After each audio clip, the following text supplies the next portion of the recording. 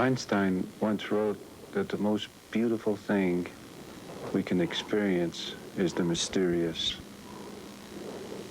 That the mysterious is the source of all true art and science. If you could wonder, you were as good as dead.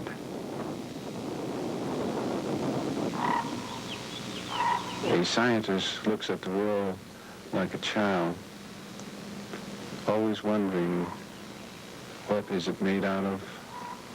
What are the pieces of the pieces of the pieces?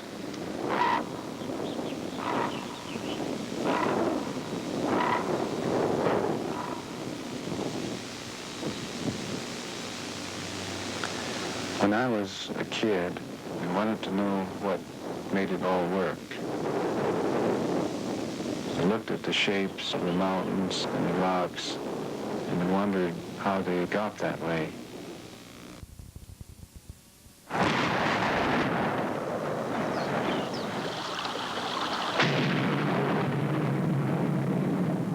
always wanted to understand the natural phenomena.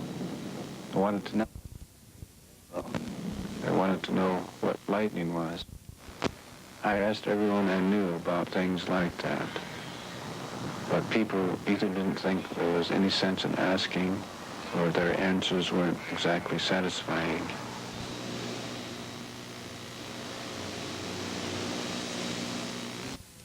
The United States decided to build the first atomic bomb. It chose a remote site in the New Mexico mountains called Los Alamos. This is Indian country, and near here they still follow their ancient way of life.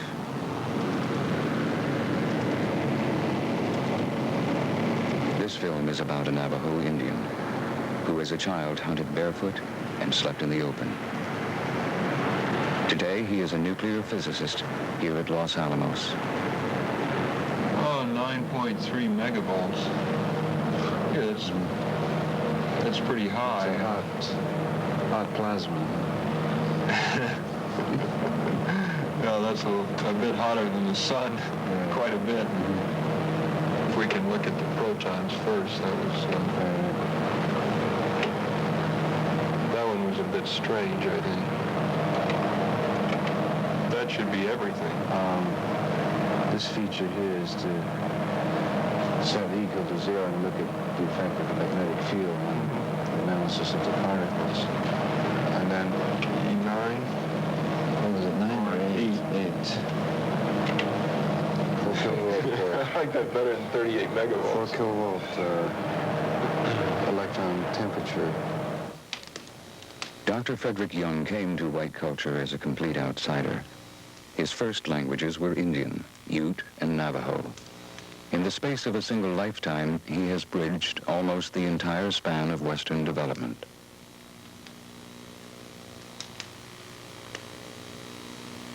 He has lived among whites for about 30 years, and in our early contacts with him, he seemed completely at ease in white culture. But when we began to film, it proved much more difficult for him and for us than we had anticipated. These difficulties reflected the central dilemma in his life, how to cope with cultural change.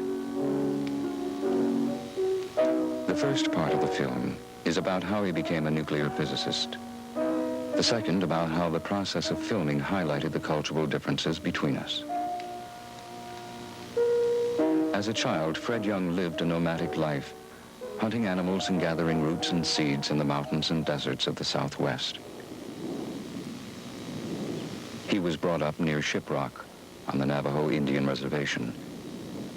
It covers 36,000 square miles of Arizona, Utah, Colorado, and New Mexico. I usually say I was born in 1932, but really I don't know when I was born. When I finally went to a white school, the officials there just estimated my age and made up a birth date for me so that there would be something to write down in their records. My parents were Navajo, My stepfather was a Ute Indian. The only possessions we had are a tent and a mattress and a few pots and pans.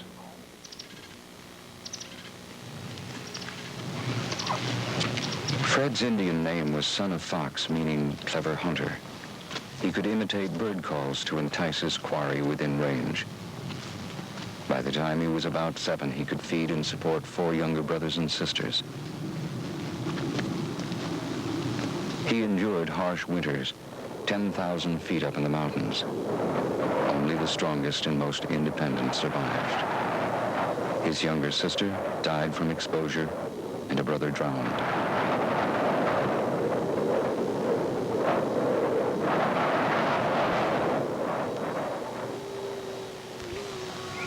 Early on, Fred was taught that the ideal Navajo life was to walk in beauty. That is, to live in harmony with his mother, the earth, and his father, the sun.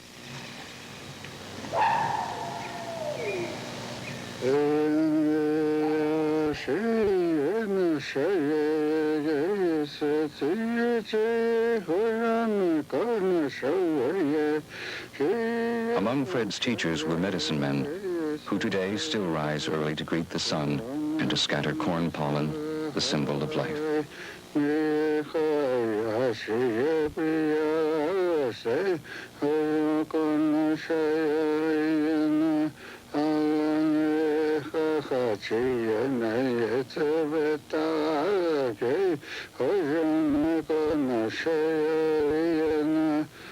Part of what Tonty Stevens is saying is, the dawn clothes me, I walk in beauty. The light is in my heart, I walk in beauty. The dawn is my awareness, I walk in beauty. As I sprinkle the pollen, I walk in beauty. As the pollen enters me, I walk in beauty. As a snowbird's feather is white, so is the feather I wear. As the Great Spirit is pure, so may I be pure. As I walk the world, I walk in beauty.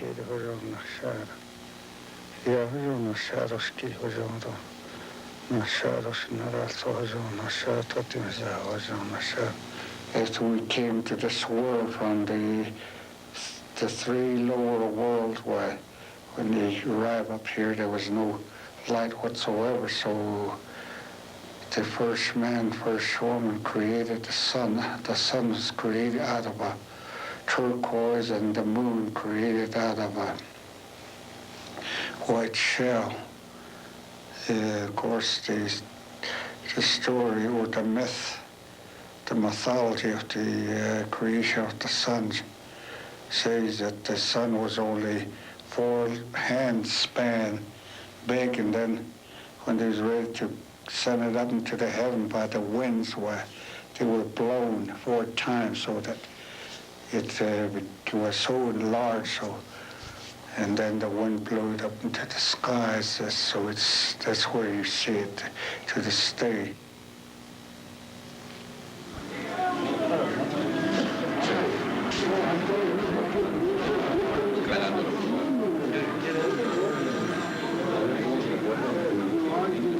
Sometimes my parents would take us into town with them. Those were the first times I ever saw white people. I'm going to need about $1,000 to go with it. Right now. I need about $1,000. It was the first time I met anyone whose language I couldn't understand. But the big mystery was their standard of living. They lived in houses, and they seemed to have a lot to eat. We were starving, and they threw food away.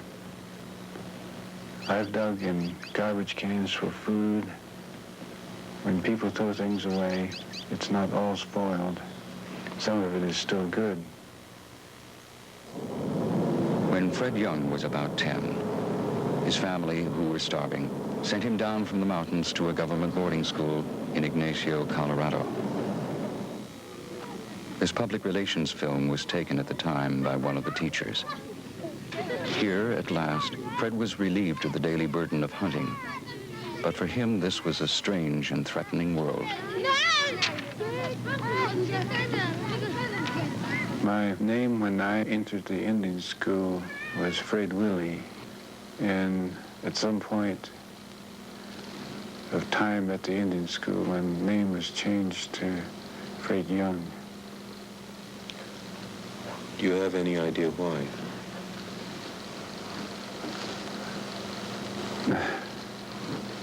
No, I don't.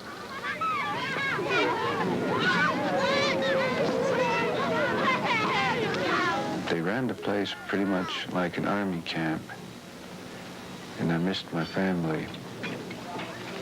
I didn't go home for 10 whole months. The people in charge didn't speak my language, and they didn't want me to speak it either. We were forbidden to speak Navajo and were punished if caught. Not only did they try to keep us from talking our own language, but they also were against our going to Indian ceremonies.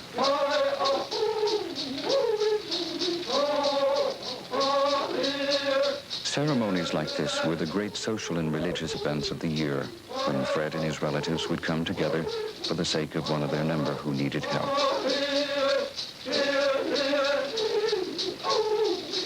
Stopping Fred and his friends going to ceremonies was like cutting off their limbs, destroying their beliefs, and denying everything that enabled them to cope with life.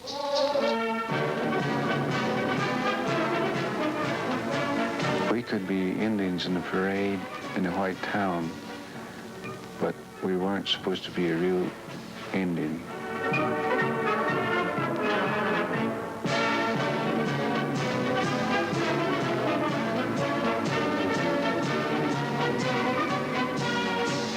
My parents decided that I should go to school because they knew there was food there. My reason was that I thought I might find answers to some of my questions about natural phenomena.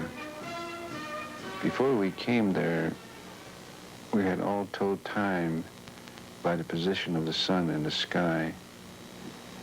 We realized that the clocks could tell us where the sun was, even if we were indoors.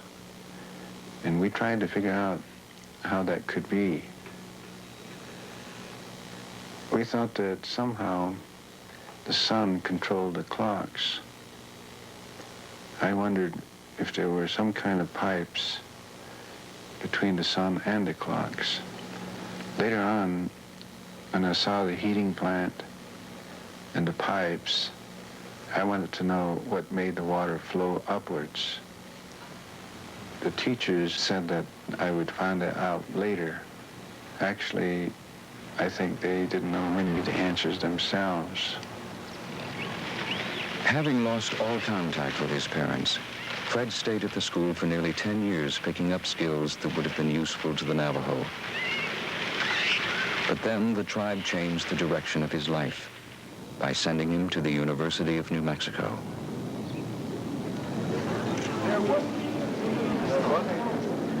He arrived hardly able to read or write.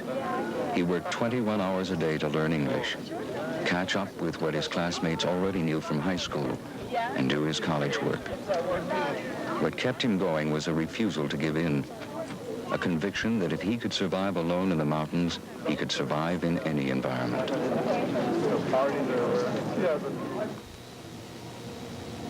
Then one day he made an important personal discovery. It showed him that there were answers to his childhood questions about nature. I discovered in an optics book the process of how the rainbow works. As I was reading the chapter, I found myself not being able to read fast enough.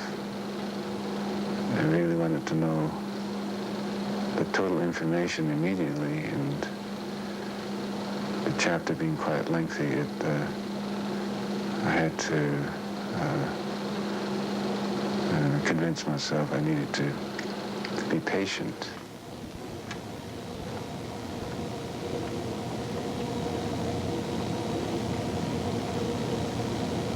For many years, physics and my basic questions about natural phenomena were not coupled.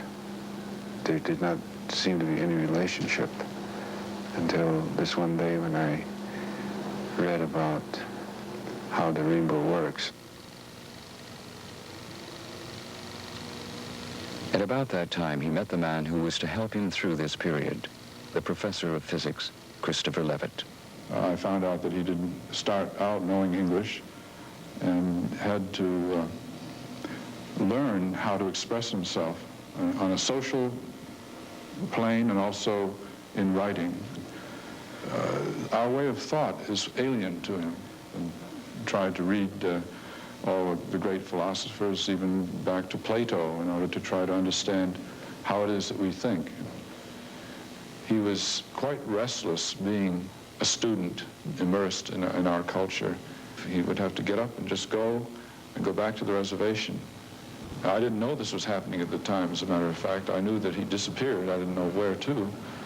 And sometimes without telling his family, he would simply be gone for 3 or 4 days.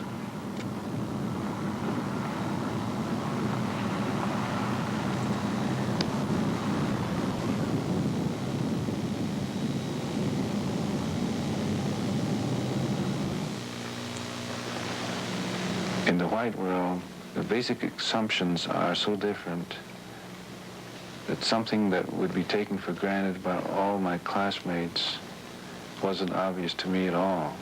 So they thought I was scared or dumb or both. It was embarrassing at times, and it made me angry.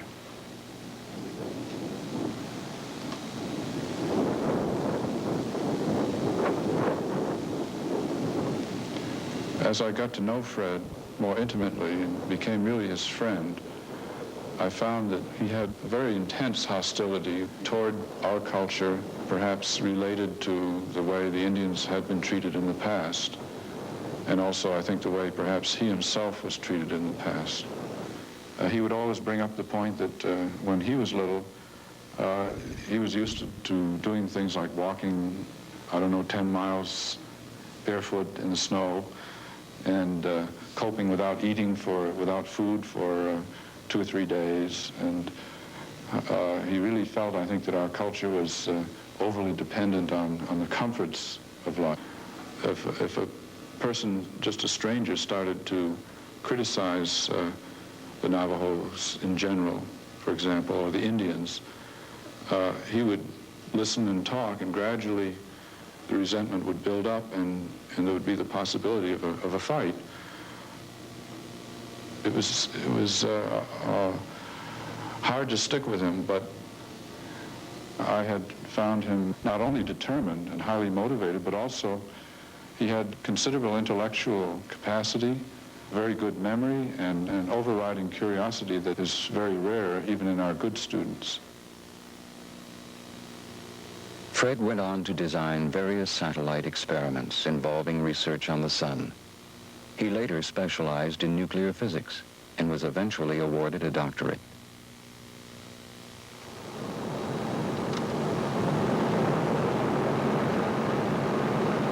In our first weeks together, Fred helped prepare the way for filming. With characteristic diffidence and difficulty, he told the story of the past. We were not prepared, however, for his reaction the first time we asked him to answer questions spontaneously about the present. Fred, you have to think differently when you're back on the reservation. I went through that once. Yeah, we'd like to do it on film this time, if that's okay. See, I forgot what I said.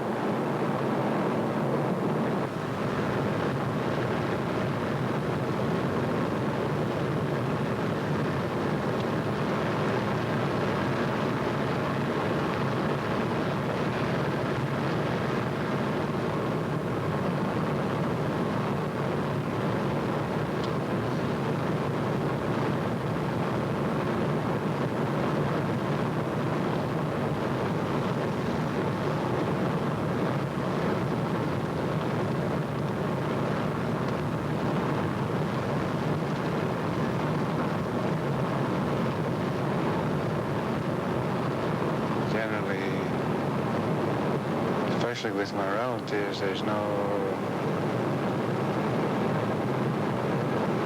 concept about schedules.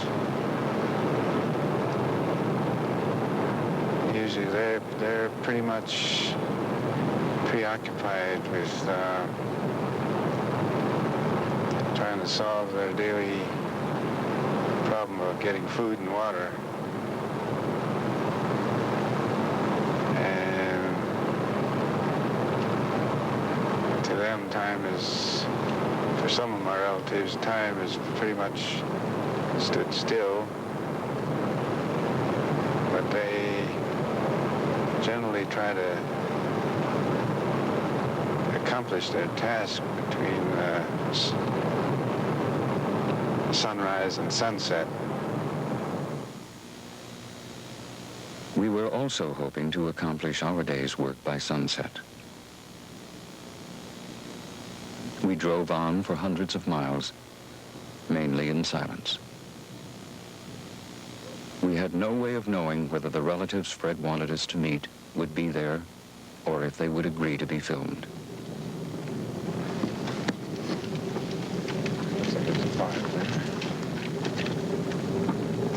Fred, who was our only contact, was even more anxious than we were. He was bringing white people to an Indian family who were hostile to whites. He was also bringing his children who don't speak Navajo.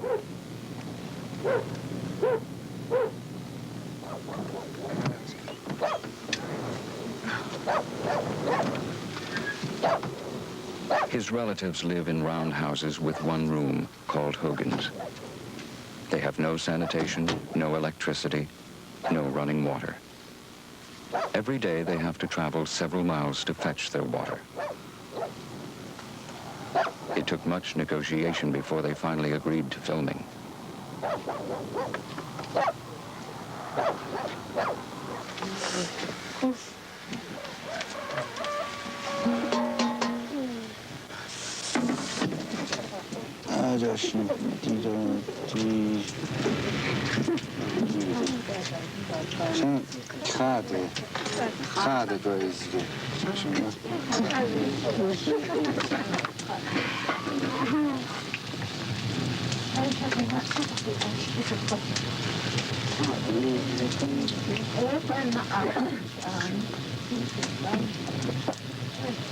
Fred brought food because his relatives could not afford to buy enough for all of us. The visit turned into a party, and they dressed in their best clothes and jewelry.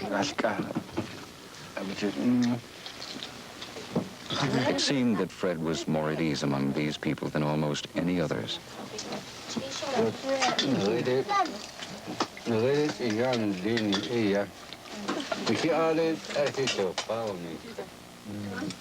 The older men up there talk a lot about what's going to happen to their families.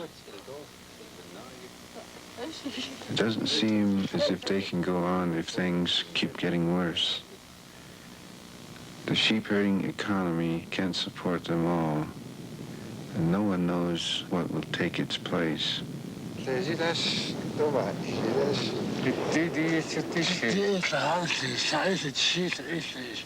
These people don't want to be like the ones that are always flying overhead in jet airliners.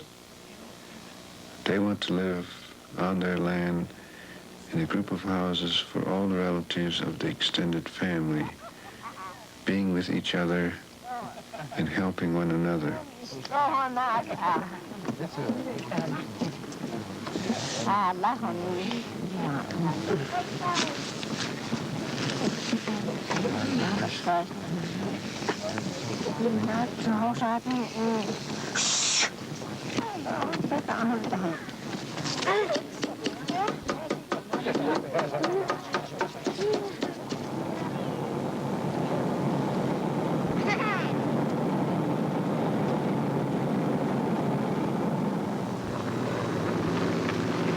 Their most important possession is a pickup truck without which they couldn't haul water, nor take their children to school.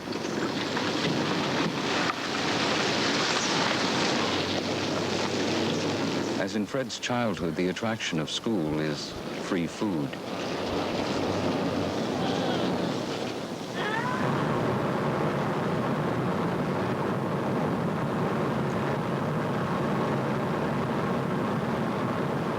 Even after this successful visit to his relatives, Fred remained tense. He refused to answer any more questions that day on film. He said he needed help with a foreign language, English.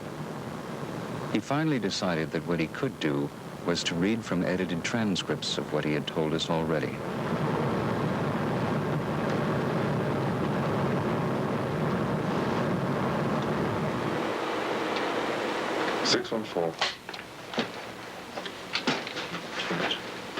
Is it family was or family were? Could be either way. Was, I think. It says were here, but it could be either way. Leave it were? Yeah. In the meantime, my family were breaking up. My mother was separated from my stepfather and had to leave the Ute area. Much of what Fred had to tell us was very painful for him, especially his abrupt separation from his family and tribe.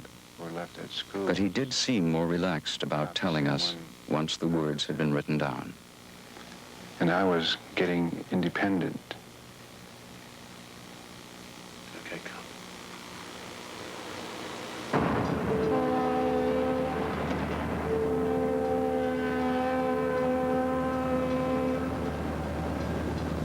He brought us to Gallup, a large town bordering the reservation.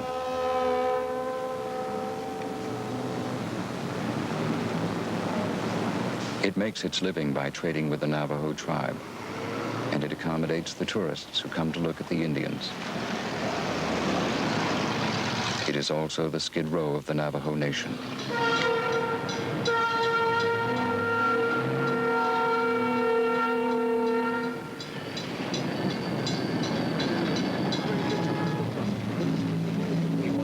This is where Fred's brother Roy and his sister Shirley live. For the filming, Fred had to get Roy out of jail, where he had been sleeping off a night's drinking. When they were children, Fred hunted to feed them. Now he helps them out with food and clothes and buys artists materials for Roy.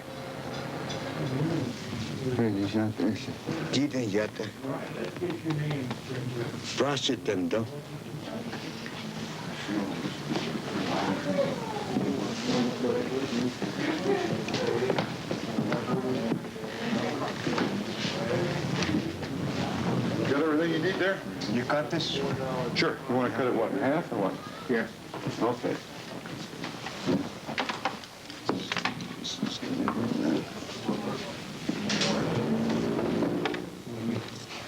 Nothing on sale, huh? Nothing on sale today, huh? We'll cut the mat board, no charge. How's that? Yeah.